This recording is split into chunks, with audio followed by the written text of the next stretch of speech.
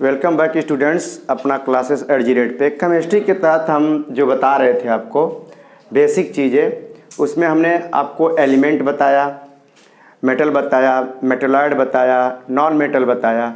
उसी के क्रम में हम बताए थे आपको कंपाउंड, और कंपाउंड के बाद हमने कहा था कि हम आपको बताएंगे कंपाउंड्स के प्रॉपर्टीज़, वो बताए। अब कंपाउंड के पार्ट बता रहे हैं, और प्राप्ति के आधार पे जो हमें यौगिक मिलते हैं उसके आधार पे दो प्रकार के कंपाउंड पाए जाते हैं। कार्बनिक यौगिक जिनको हम कहते हैं ऑर्गेनिक कंपाउंड, और इनऑर्गेनिक कंपाउंड जिनको हम कहते हैं अकार्बनिक यौगिक। जो कार्बनिक यौगिक होते हैं इनके कुछ प्रॉपर्टीज हैं, इनके कुछ गुण हैं। इनको हम कैसे पहचानेंगे कि ये कार्बनिक यौगिक हैं?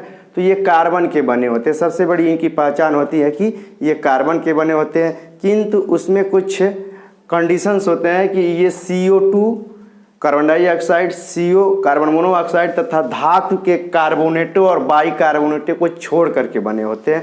इसको जब आप डिटेल पढ़ेंगे तो उसमें समझेंगे, चूँकि हम बेसिक नॉलेज आपको बता रहे हैं।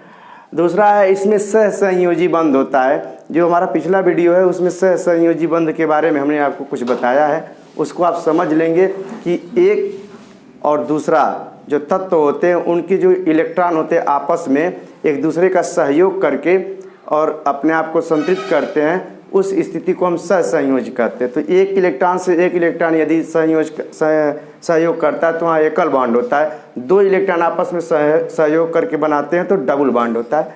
तो इसमें क्या होता है कि सहसंयोजी बंध पाया जाता है। इसको हाईलाइट कर दे रहे हैं। हाइड्रोकार्बन तथा उनके उत्पाद होते हैं। ये जो कार्बनिक यौगिक होते हैं ये हाइड्रोकार्बन और उनके उत्पाद से बनते हैं। इनके जो द्रवणांक होते हैं तथा क्वथनांक होते हैं काफ़ी निम्न होते हैं, यानी ये बहुत कम ताप पे ही क्या होते हैं, गल जाते हैं, और बहुत कम ताप पे ही उबल जाते हैं। ये इनकी एक प्रॉपर्टीज है। और इसके वजह से जैसे चीनी हो गया, एसिटिक एसिड हो गया, प्रोटीन हो गया, फैट हो गया, ईथर हो गया, क्लोरोफॉर्म हो गया, ये इसके क्या हैं, एग्जाम्पल हैं। जैसे आपको एक सिंपल एग्जाम्पल हम देते हैं, वसा। वसा बहुत कम ताप पे पिघल जाता है। जैसे आपको आपके घर घी है, घी बहुत जल्दी पिघल जाएगा, थोड़ा सा उसको आंच देंगे आप आग या धूप में, बहुत जल्दी लेकिन जम भी जाता है। थोड़ा सा उसको फ्रीजिंग करेंगे या थोड़ी सी ठंडी बढ़ जाती है तो आप देखते होंगे कि बहुत जल्दी वह जम जाता है। तो ये कार्बनिक यौगिक के उदाहरणों का सबसे बेस्ट उदाहरण है कि वसा जो हमारे घर में पर्याप्त रूप से उपस्थित है, घी है, डालडा है, बहुत जल्दी पिघलता है, बहुत जल्दी जमता है। इसका द्रवणांक तथा क्वथनांक निम्न होता है, यानी आपको अब समझ में आ गया होगा। इसके ये उदाहरण है, चीनी है C12H22O11, एसिटिक एसिड है CH3OOH, और इस प्रकार प्रोटीन और वसा। और इनके हमने एक कार्बनिक यौगिक, अकार्बनिक यौगिक इनऑर्गेनिक कंपाउंड्स के कुछ प्रॉपर्टीज होते हैं। जैसे ये मृत पदार्थ से प्राप्त होते हैं, जितने आप डेड चीज़ों से पाएंगे वो अकार्बनिक यौगिक होते हैं। कार्बन को छोड़कर अन्य तत्वों के जो यौगिक होते हैं उनको हम अकार्बनिक यौगिक कहते हैं। इनमें कार्बन की उपस्थिति नहीं होती। हाँ, CO2, CO और धातु के कार्बोनेट और बाइकार्बोनेट इसमें आते हैं। इनमें आयनिक बंध होते हैं। इनमें आयनिक बंध के बारे में हम कल जो चैप्टर पढ़ाए थे उसमें मैंने बताया था, उसका साधारण उदाहरण दिया था हमने NaCl को, कि सोडियम का एक इलेक्ट्रॉन कैल्शियम के कक्षा में चला जाता है और सोडियम के बाया कक्षा में 8 इलेक्ट्रॉन हो जाते हैं, और कैल्शियम के बाया में 7 थे तो एक आकर के 8 हो जाता है। ये भी संतृप्त, ये भी, और इस प्रकार से इस पर पॉजिटिव और इस पर निगेटिव चार्ज होता है। तो इसके बीच आयनिक बंध बनते हैं। जो Na और Cl के बीच बॉन्ड बना वो आयनिक बंध बनता है। इनके द्रवणांक एवं क्वथनांक काफ़ी उच्च होते हैं। आप देखते होंगे नमक जल्दी बॉइलिंग पॉइंट पे नहीं जाएगा और जल्दी वो गलेगा नहीं। उसका एक बहुत बड़ा उदाहरण है। इनके जलीय विलयन विद्युत सुचालक होते हैं। क्योंकि जो पानी है, पानी शुद्ध है तो विद्युत का कुचालक है, लेकिन यदि उसमें हम नमक डाल दिए तो जो नमक NaCl होता है, Na पर प्लस चार्ज होता है, Cl पे माइनस चार्ज होता है, और वो NaCl का विलयन जब बनता है तो उसमें मुक्त आयन होते हैं, सोडियम पे प्लस, क्लोरीन पे माइनस। इसलिए ये क्या होते हैं, विद्युत के सुचालक होते हैं, यानी इसमें हम बिजली प्रवाहित करेंगे तो धारा बहने लगेगी।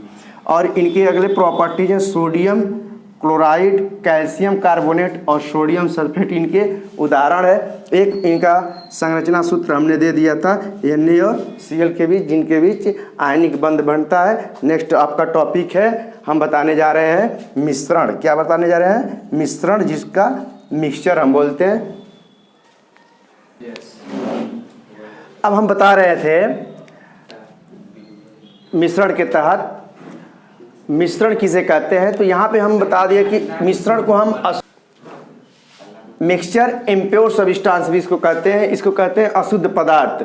दो या दो से अधिक पदार्थों से यह बनता है। इसकी प्रॉपर्टीज है, पदार्थों की मात्रा इसमें जो होता है अनुपात में अनिश्चित होता है। इसके पहले हम जो बताए थे वो था हमारा यौगिक, उसमें पदार्थों का मात्रा या तत्वों का मात्रा एक निश्चित अनुपात में होता था, जबकि उसके सेम या उल्टा होता है मिक्सचर में, मिश्रण में। इसके पदार्थों की मात्रा अनिश्चित अनुपात में होती है।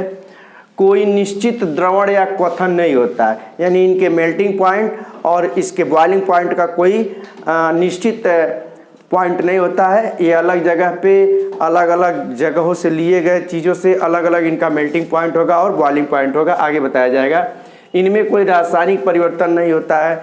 इनको जब हम मिला देते हैं तो कोई खास रासायनिक परिवर्तन नहीं होता। और इनकी एक बहुत अच्छी बात आप सुनेंगे, इनके अवयव यानी जो कंपोनेंट्स होते हैं, जो इनके बीच में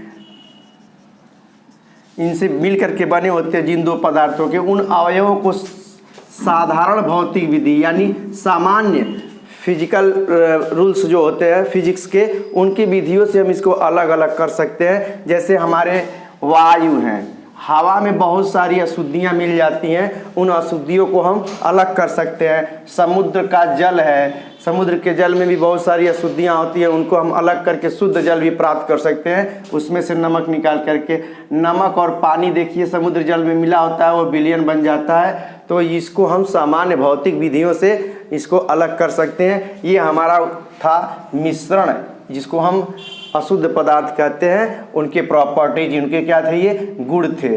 अब उन मिश्रणों को हम दो भागों में बांटते हैं। इनके दो भाग होते हैं, समांगी मिश्रण, जिनको हम कहते हैं होमोजेनियस मिक्सचर। इनके अवयव कंपोनेंट्स का सांद्रण पूरे आयतन हेतु समान होता है। यानी मान लीजिए कोई इस प्रकार का कोई वस्तु है इसमें, तो इसके प्रत्येक आयतन में इसका क्या होता है, जो कंपोनेंट्स इसमें मिले रहते हैं वो हर जगह समान होते हैं। जैसे चीनी है, चीनी और पानी हम मिला दिए तो उसके ऊपर बूंद हो चाहे नीचे के बूंद का एक बूंद लेकर के आप टेस्ट करेंगे, बराबर मात्रा यदि अच्छी तरह से घुली है तो उसमें बराबर मात्रा में आपको मीठापन आएगा। तो इसका सबसे अच्छा उदाहरण कि इनके अवयवों का सांद्रण पूरे आयतन हेतु समान होता है। समांगी मिश्रण को के विलयन भी, इनको विलयन भी कहा जाता है। जो जैसे चीनी है और क्या है, पानी है, दोनों को हम मिला दिए, इनको हम क्या कहते हैं? विलयन कहते हैं। जो ये हमारा तैयार हो गया, ये विलयन तैयार हो गया। और इस चीनी और पानी में हर जगह चीनी और पानी के बीच में मिठास क्या होता है? समान होता है। हवा एक समांगी मिश्रण है जिसके अवयव होते हैं नाइट्रोजन, ऑक्सीजन, हाइड्रोजन और कार्बन डाइऑक्साइड। जो हमारे सामने हवा उपस्थित है, इसको हम एक समांगी मिश्रण मान सकते हैं। इसमें हवा में, इस रूम में मान लीजिए एक प्रकार से हर जगह हवा के सारे अवयव क्या होंगे? समान होंगे। उसके बाद आता है विषमांगी मिश्रण, जिसको हम कहते हैं हेट्रोजेनियस मिक्सचर। इस मिक्सचर की सबसे अलग खासियत इसके सेम क्या होता है? उल्टा होता है। जिस मिश्रण में अवयव पूरे आयतन में समान रूप से वितरित नहीं होते हैं, इनके जो अवयव होते हैं, जैसे ये वस्तु है, पात्र है, और इस पात्र में हम बड़ा थोड़ा कर देते हैं, इस पात्र में हम एक वस्तु कोई भी पदार्थ रखे हैं, दूसरा पदार्थ इसमें मिलाते हैं, तो हर जगह उसके अवयव समान नहीं होंगे। जैसे इसमें चीनी और पानी के जल और चीनी को मिला करके और हम रस बना करके उसका टेस्ट लेते हैं, किसी एक भाग से उठा कर लेते हैं, तो हर जगह मीठा उतना ही बराबर होता है। लेकिन इसमें क्या होगा? इसके अवयव समान नहीं होंगे। जैसे आपको उदाहरण में देख लीजिए कि मान लीजिए आपका इसमें पानी है और आपने क्या किया, इसमें तेल डाल दिया। तो तेल डाल दिए और पानी, दोनों को खूब मिला दीजिए आप। जब आप मिला देंगे तो देखेंगे कि तेल जो ऊपर है तैर रहा है, तेल जो क्या है ऊपर तैर रहा है और पानी क्या है नीचे है, तो इसके सांद्रण हर जगह समान नहीं होते हैं और पूरे मिश्रण में अवयवों का सांद्रण एक समान नहीं होता है। और सबसे अच्छा उदाहरण हमने इसका दिया है जल के साथ तेल। जल के ऊपरी सतह पर तेल अधिक होगा, यानी तेल का सांद्रण जल के ऊपरी सतह पे अधिक होता है, निचले सतह पे पानी का सांद्रण अधिक होता है, यानी वो हर जगह पे समान नहीं होते हैं। फिर बिस्मांगी मिश्रण के कण समान रूप से अलग अलग दिखाई भी पड़ते हैं। जैसे आप किसी 2-3 चीज़ों को ले लीजिए, जैसे गड़ी का, मिट्टी का और ईंट का, 3-4 प्रकार के कण ले लीजिए, एक में मिला दीजिए, कितना भी मिला देंगे आप मिक्सचर एक जैसे बेशक दिखेंगे लेकिन उनके कण अलग अलग होंगे। बालू ले लीजिए और ईंट ले लीजिए, उनके आपस में मिलाइए, देखेंगे आप अलग अलग जरूर दिखाई देंगे। तो बिस्मांगी मिश्रण के कण समान रूप से अलग अलग दिखाई पड़ते हैं। बिस्मांगी मिश्रण के उदाहरण है बारूद। जो हमारा बारूद है जो एक्सप्लोसिव होता है, उसमें कई प्रकार की चीज़ें मिली होती है, उसमें सल्फर है, पोटास है, कार्बन है, इस प्रकार की चीज़ों को मिला करके बारूद बनता है। तो उनके बारूद के एक एक कण अलग अलग दिखाई दे सकते हैं। धुआं, जो हमारा धुआं उड़ता है उसमें भी अलग अलग कण हमको दिखाई देंगे, उसको देखने के तरीके और उसको देखने के जो सिस्टम होंगे उनसे देखने पर। जल और पत्थर, आप जल ले लीजिए, पत्थर ले लीजिए, एक में मिला दीजिए, देखेंगे जल अलग दिखाई देगा, पत्थर अलग दिखाई देगा। जल को और मिट्टी को आप ले लीजिए, घोल दीजिए, देखेंगे आप मिट्टी के कण तैरते हुए इसमें दिखाई देंगे, थोड़ी देर बाद तो बैठ ही जाएंगे। ये बिस्मांगी के क्या हैं उदाहरण है। ये हेट्रोजेनियस मिक्सचर के उदाहरण थे। अब हेट्रोजेनियस मिक्सचर उनके अवयव और उनके प्रकार हम बताने जा रहे हैं। जैसे देखिए यहाँ पे ये मिश्रण है, ये इसके अवयव हैं और ये इसके प्रकार हैं। चलो मिश्रण, मिक्सचर, इसके कंपोनेंट्स और इसके काइंड्स हम आपको बताने जा रहे हैं। ये डेली हम लोग यूज करते हैं। जैसे हमारा हवा है, हवा में ऑक्सीजन भी पाया जाता है, कार्बन डाइऑक्साइड भी पाया जाता है, हाइड्रोजन गैस भी पाई जाती है, नाइट्रोजन गैस आप जानते हैं 78% पाई जाती है, और H2O पानी के कण भी पाए जाते हैं जो वाष्प के रूप में होते हैं। तो इस प्रकार के जो हवा होती है उसके अवयव हो गए ये, यानी oxygen, carbon dioxide, hydrogen gas, nitrogen gas और पानी के कण। अभी इसमें और भी हो सकते हैं। तो इसके प्रकार क्या हैं? गैस इन गैस, यानी जो गैस है हवा उसमें और भी गैसें हैं। वो गैस है ऑक्सीजन का, कार्बन डाइऑक्साइड का, हाइड्रोजन का, नाइट्रोजन का, और जो पानी है वो भी गैस के रूप में ही है। तो ये मिश्रण है, ये इसके कंपोनेंट्स हैं और ये इसके एग्जाम्पल हैं। अब एक और एग्जाम्पल है सॉलिड इन सॉलिड, यानी सॉलिड इन लिक्विड, यानी द्रव में ठोस का एक हम आपको उदाहरण देने जा रहे हैं। जैसे सी वाटर, आप समुद्री पानी ले लीजिए और समुद्री पानी में क्या रहता है? पानी रहता है और नमक रहता है। तो हमारा नमक में पानी नहीं रहता है, पानी में क्या रहता है? नमक रहता है। तो पानी क्या है? लिक्विड है, और सॉलिड क्या है? जो नमक है। तो ये इसका उदाहरण है सॉलिड इन लिक्विड का। अब एक उदाहरण है गैस इन लिक्विड, जैसे द्रव है और द्रव में गैस। इसका उदाहरण है जो हम लोग रोज पीते हैं कोल्ड ड्रिंक। कोल्ड ड्रिंक में पानी रहता है और उसमें कार्बन डाइऑक्साइड गैस रहता है। तो ये इस प्रकार के मिक्सचर का एक उदाहरण है कि द्रव में क्या है? गैस है। द्रव में क्या है? गैस है।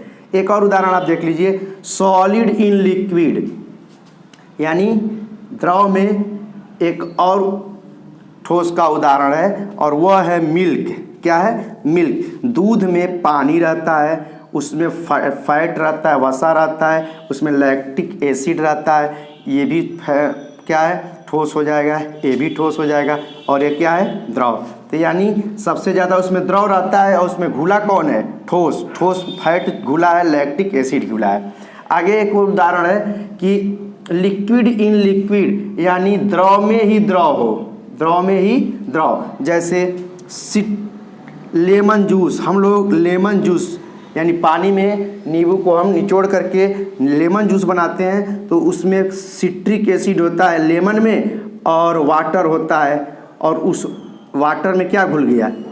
सिट्रिक एसिड जुड़ गया, तो यानी सिट्रिक एसिड भी क्या है, लिक्विड ही है, और वाटर भी क्या है, लिक्विड ही है। तो यह लिक्विड इन लिक्विड का क्या है, उदाहरण है। एक और उदाहरण है गन पाउडर। जो हमारा गन होता है उसका जो पाउडर होता है, जो हम एक्सप्लोसिव के रूप में यूज करते हैं, वो है सॉलिड इन सॉलिड, यानी ठोस में ठोस क्या होता है, घुला रहता है। और जैसे उसमें होता है PSC यानी कार्बन, सल्फर और फास्फोरस, इनको आपस में मिला करके हम गन पाउडर बनाते हैं, और ये सॉलिड इन सॉलिड के उदाहरण है। तो इस प्रकार से आज हमने मिक्सचर पढ़ाया आपको। मिक्सचर में सब्सटेंस में समांगी मिश्रण पढ़ाया, विषमांगी मिश्रण पढ़ाया, और इसके प्रकार पढ़ाया। धन्यवाद। अगली वीडियो हम आपको जल्दी अपलोड करते हैं, ये शेयर करिए। धन्यवाद।